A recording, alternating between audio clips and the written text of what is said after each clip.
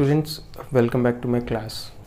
Today we are going to study chapter 1 of science class 10, that is chemical reactions and equations. So इसमें सबसे पहले हम लोगों को जानना है what are chemical reactions. So chemical reactions are processes in which new substances with a new property are formed. यानी कि chemical reaction क्या होता है, ये एक प्रोसेस है जिसमें कि न्यू सब्सटेंसेस का फॉर्मेशन होता है जिनके प्रॉपर्टीज़ जो हैं वो नए होते हैं. यानी कि कोई भी दो सब्सटेंस अगर हम मिक्स कर रहे हैं केमिकली और कोई नया तीसरा सब्सटेंस या दो सब्सटेंस और नए उससे मिल कर के बन रहे हैं, तो उन दो सब्सटेंसेस का जो प्रॉपर्टीज़ होगा वो बिल्कुल ही अलग होगा पहले दो सब्सटेंसेस से. ठीक है, अब देखिए केमिकल रिएक्शंस में जो है वो रीअरेंजमेंट ऑफ एटम्स होता है. ठीक है, ऐसा नहीं है कि आप हाइड्रोजन और ऑक्सीजन लिए और आपका जो प्रोडक्ट निकल के आ रहा है वो कुछ और ही होगा. जो भी आएगा वो भी हाइड्रोजन और ऑक्सीजन से मिल करके ही बना हुआ होगा. ठीक है, अब देखिए जो रिएक्शन हो रहा है इसका दो पार्ट्स होता है. ठीक है, पहले को बोलते हैं रिएक्टेंट्स और प्रोडक्ट. यानी कि फर्स्ट हाफ जो होगा रिएक्शन का वो रिएक्टेंट्स होगा. यानी जो दो प्रोडक्ट्स मिल करके कोई तीसरा प्रोडक्ट बना रहे हैं, तो जो पहला जो दो प्रोडक्ट्स था वो क्या है, रिएक्टेंट्स. और जो फाइनल प्रोडक्ट निकल के आया उस रिएक्शन में, जो नया सब्सटेंस का फॉर्मेशन हुआ है, उस नए सब्सटेंस को हम लोग प्रोडक्ट ऑफ द रिएक्शन बोलते हैं. अब यहाँ पर हम लोग जो है एक बहुत ही सिंपल सा रिएक्शन ले सकते हैं.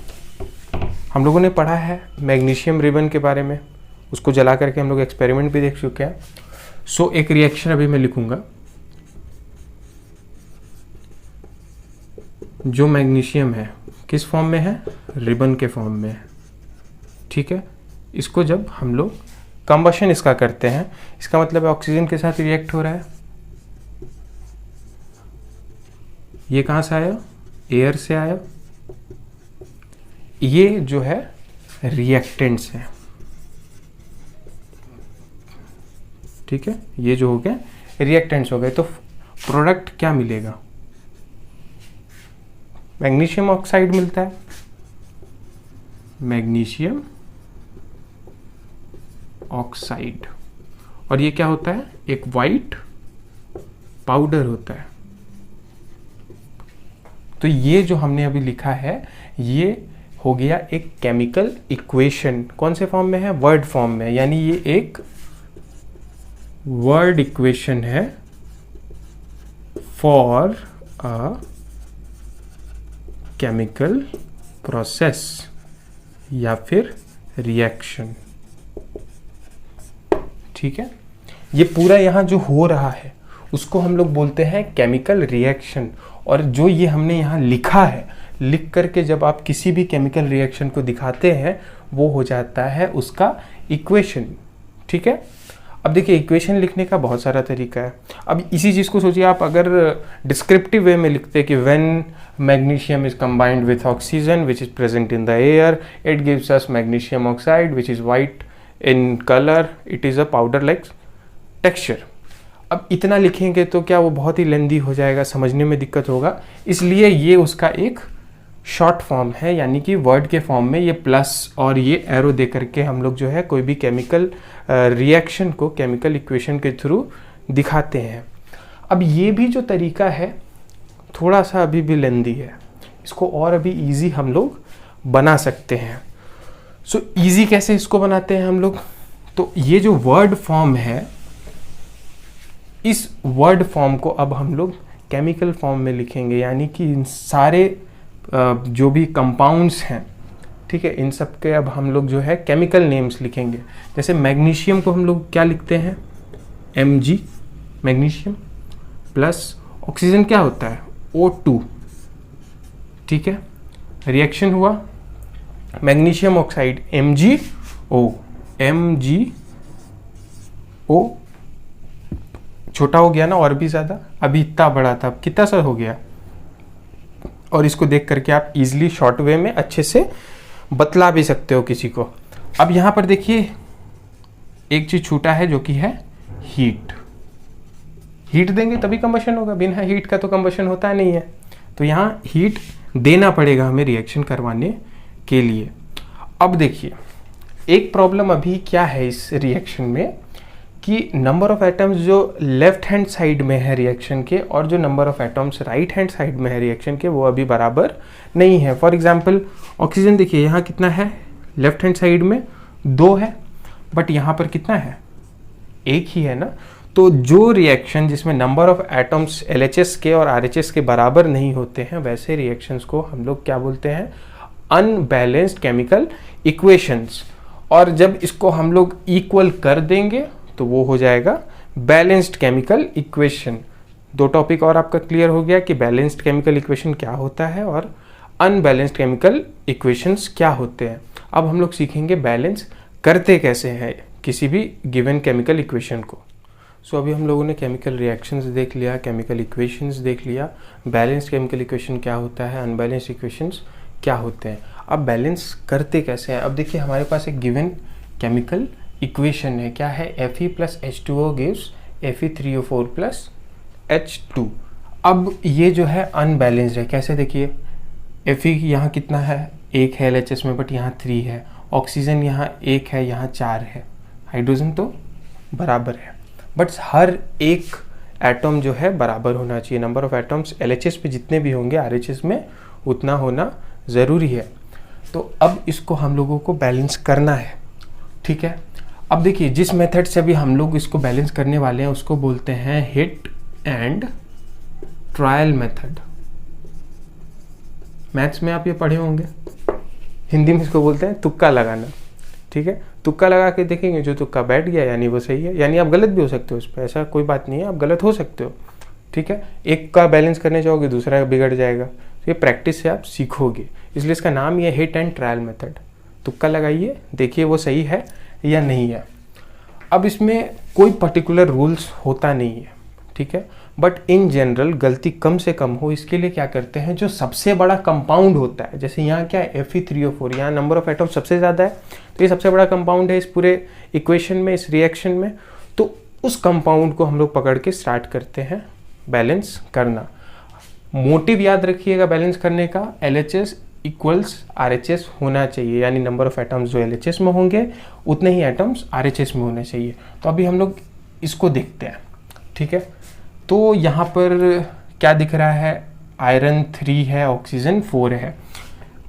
LHS में आयरन 1 है, ऑक्सीजन भी 1 है, ठीक है। अब देखिए यहाँ 4 करना है, यहाँ 3 करना है, तो इस रिएक्शन को फिर से एक बार लिख लेते हैं। H2O gives Fe3O4 plus hydrogen, ठीक है। अब ये 3 है,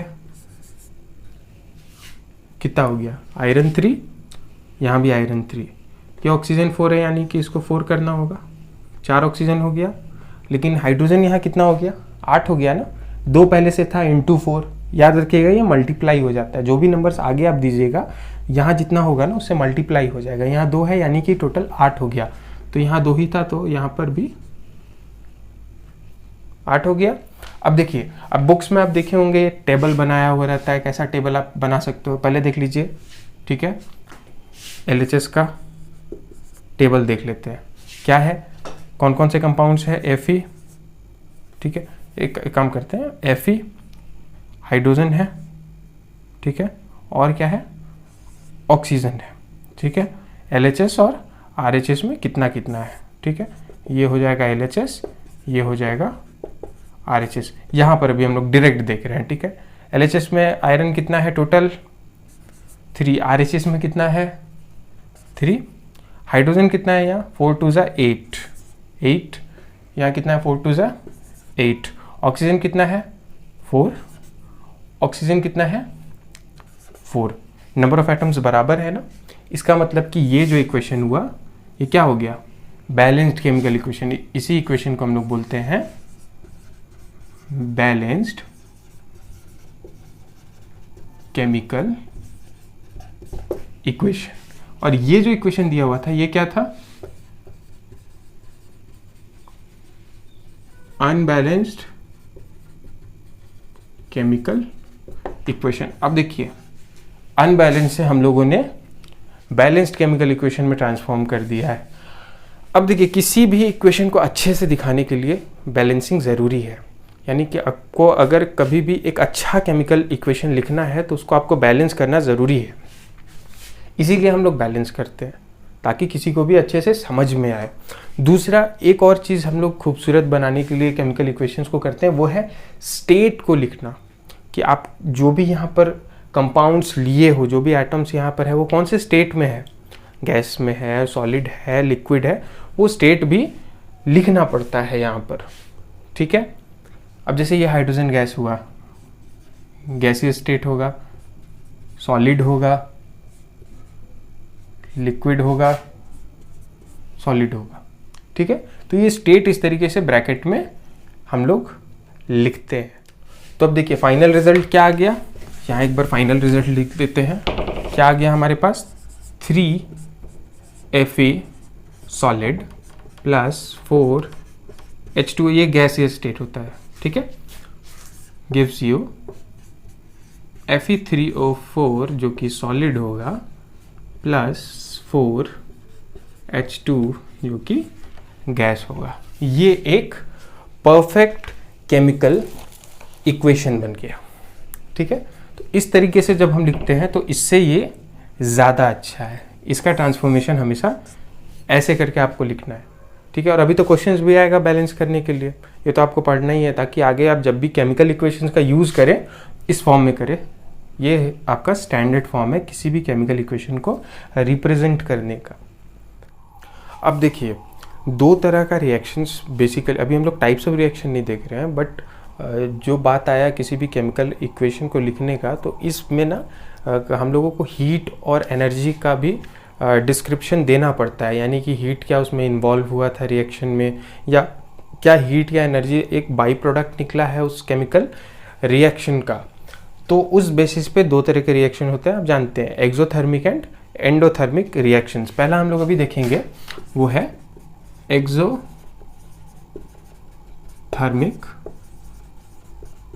रिएक्शंस। ठीक है, अब एक्सोथर्मिक रिएक्शंस क्या होते हैं, वैसे रिएक्शन जिसमें हीट एक बाई प्रोडक्ट के फॉर्म में निकलता है। हीट हो या हीट एनर्जी आप उसको बोलिए, या सिर्फ एनर्जी भी बोल सकते हैं। अलग अलग रिएक्शन में आपको अलग अलग चीज़ लिखा हुआ मिलेगा, सो कंफ्यूज मत होइएगा, या तो हीट लिखा हो सकता है या हीट एनर्जी, या फिर सिर्फ और सिर्फ एनर्जी। तो वैसे रिएक्शन जिसमें हीट एक बाई प्रोडक्ट निकलता है, यानी प्रोडक्ट में हीट शामिल हो, वैसे रिएक्शंस को एक्सोथर्मिक रिएक्शंस बोला जाता है। सिंपल एग्जांपल है कंबशन। कंबशन क्या होता है, कार्बन का कंबशन ले लेते हैं, C कार्बन प्लस O2 क्या देता है, CO2। कंबशन होगा, साथ में हीट भी निकलेगा, तो ये कैसा रिएक्शन हो गया, इसी को बोलते हैं एक्सोथर्मिक रिएक्शन। ठीक है, बहुत ही ईजी है, ये पढ़ा हुआ है। सो यहाँ ये हीट लिखना ज़रूरी है, ये डिस्क्रिप्टिव बनाता है। ऐसे आपका रिएक्शन इतना भी अगर आप लिखते हो तो सही है, लेकिन इनकम्प्लीट हो जाता है। ये हीट देना यहाँ पर बहुत ही ज़रूरी है। सो अभी जो हम लोग देखने वाले हैं वो है एंडोथर्मिक रिएक्शंस। तो एंडोथर्मिक रिएक्शन क्या है, अपोजिट ऑफ एक्सोथर्मिक रिएक्शंस। यानी एंडोथर्मिक रिएक्शन में जो है हीट इन्वॉल्व होता है रिएक्शन करवाने में, यानी कि रिएक्टेंट के साइड होता है हीट। उसमें क्या था, हीट इवॉल्व हो रहा था, यानी निकल रहा था। इसमें क्या है, हीट आपको देना पड़ेगा तब वो रिएक्शन होगा। एग्जाम्पल क्या है, नाइट्रोजन का नाम सुने हैं, ठीक है, N2 plus O2 gives NO। ठीक है, अब देखिए अभी क्या है, ये 2 लिख देंगे। ठीक है, यानी कि ये क्या था, नाइट्रोजन, ये क्या है, ऑक्सीजन, ये क्या हो गया, नाइट्रोजन मोनोऑक्साइड। ठीक है, गैस है सब, अरे गैसीय स्टेट में है। अब यहाँ पर जो है आपको हीट देना होगा, तब जा करके ये रिएक्शन जो है कंप्लीट होगा। बिना हीट का जो है ये रिएक्शन कंप्लीट नहीं होगा। तो इसको ऐसे भी लिख सकते हैं या इसको भी ऐसे भी लिख सकते हैं आप, N2 प्लस, अभी वो गैसीय स्टेट में नहीं लिख रहा, डायरेक्ट ऐसे आपको लिख के बता दे रहा हूँ, हीट गिव्स 2NO। इस तरीके से भी आप लिख सकते हैं, दोनों सही है, ठीक है। इस तरीके से हम लोग इसलिए लिखते हैं ताकि रिएक्शन थोड़ा छोटा दिखे, क्योंकि बहुत लंबे लंबे रिएक्शंस होते हैं, उसमें अगर इस तरीके से हीट लिखेंगे तो बहुत ज़्यादा स्पेस लेगा। और रिएक्शन हम लोग हमेशा कोशिश करते हैं ना कि एक लाइन में अगर कंप्लीट हो जाए तो बहुत अच्छी बात है। बट आप कुछ कुछ अभी वो बायोलॉजी में आप बहुत सारा रेस्पिरेशन वगैरह से रिलेटेड रिएक्शंस पढ़िएगा, जहाँ पर ग्लूकोज का सिंथेसिस वगैरह पढ़ना है, तो वहाँ आप लोगों को दिखेगा बहुत लंबा लंबा रिएक्शंस है, तो उसको फिर 2 पार्ट में लिखना पड़ता है, ठीक है।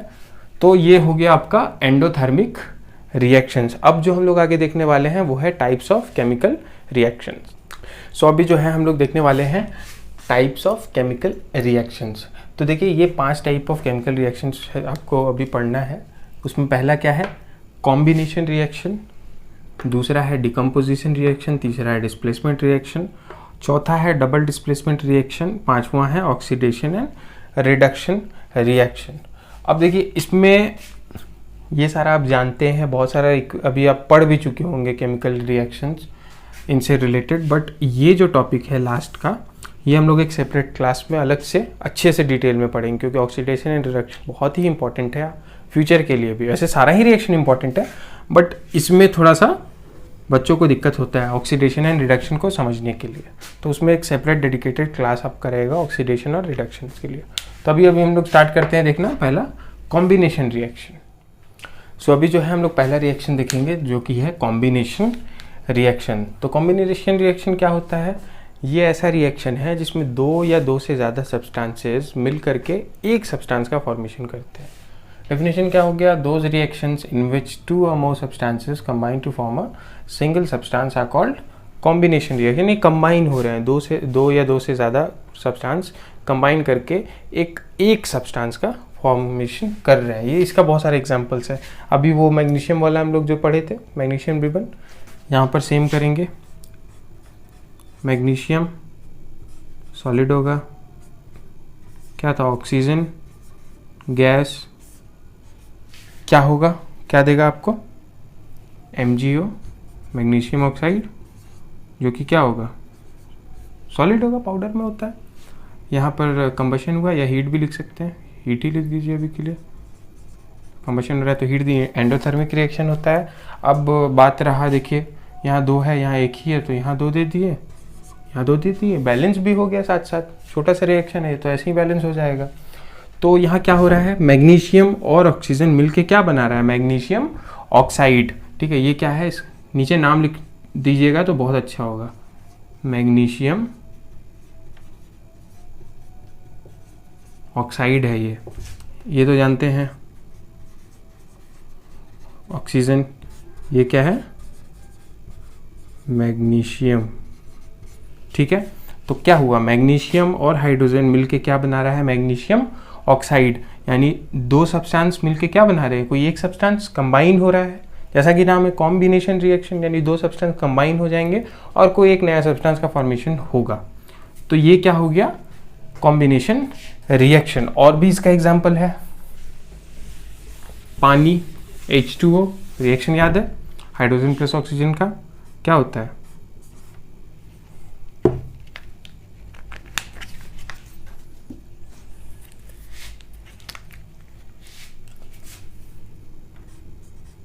H2 गैसीय स्टेट में होता है, O2 ये भी गैसीय स्टेट में होता है, मिलकर के क्या बनाता है, वाटर H2O, जो कि लिक्विड होता है। बैलेंस्ड है क्या, नहीं, यहाँ 2 होना चाहिए था, तो जब यहाँ 2 कही है, यहाँ भी 2, बैलेंस हो गया।